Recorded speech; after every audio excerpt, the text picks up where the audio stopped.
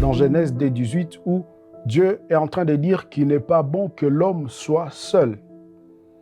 Remarquez avec moi que lorsque la Bible dit qu'il n'est pas bon que l'homme soit seul, il n'est pas dit qu'il n'est pas bon que l'homme soit célibataire, mais plutôt que l'homme soit seul. Pourquoi? Parce que Dieu n'a jamais été contre le fait d'être célibataire. Il n'a jamais été contre le fait de vivre sa vie de célibat. Le célibat, c'est un état civil qu'on doit jouir d'ailleurs. Je suis en train d'encourager les jeunes célibataires à jouir de leur célibataire, de leur vie de célibat. Que signifie réellement être seul? Parce qu'on a dit qu'il n'est pas bon que l'homme soit seul. Que signifie être seul? Parce que être célibataire ne veut pas dire être seul. On peut être célibataire, mais ne pas être seul.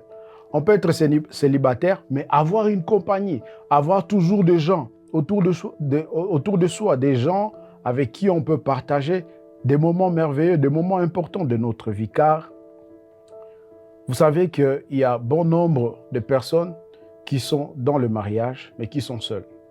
Les célibataires, il est célibataire, mais il n'est pas seul. Mais ceux-là qui sont dans le mariage, il y a plusieurs que nous pouvons compter parmi nous, ou bien à nos côtés, ou bien dans nos familles, dans nos églises, dans nos quartiers, dans nos avenues, qui sont dans le mariage, mais malheureusement, qui sont seuls.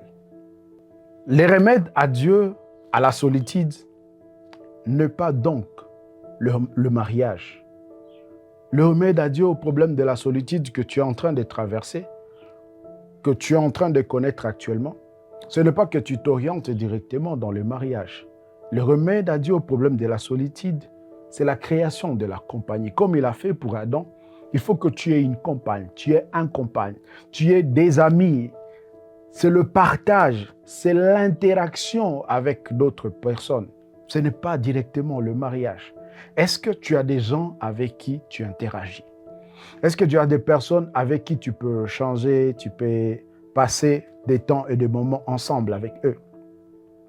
Une bonne façon d'échapper à la solitude consiste à se faire des relations, à entretenir une certaine communion, à aller se faire plusieurs amis. Jésus, notre modèle parfait, il était célibataire, mais il n'a jamais été seul. Pourquoi? Parce que partout où il pouvait se retrouver, partout où il pouvait s'orienter et aller, il était toujours accompagné des amis. Faites-vous des amis. Être votre premier ami. À part le fait de se faire des amis, vous devez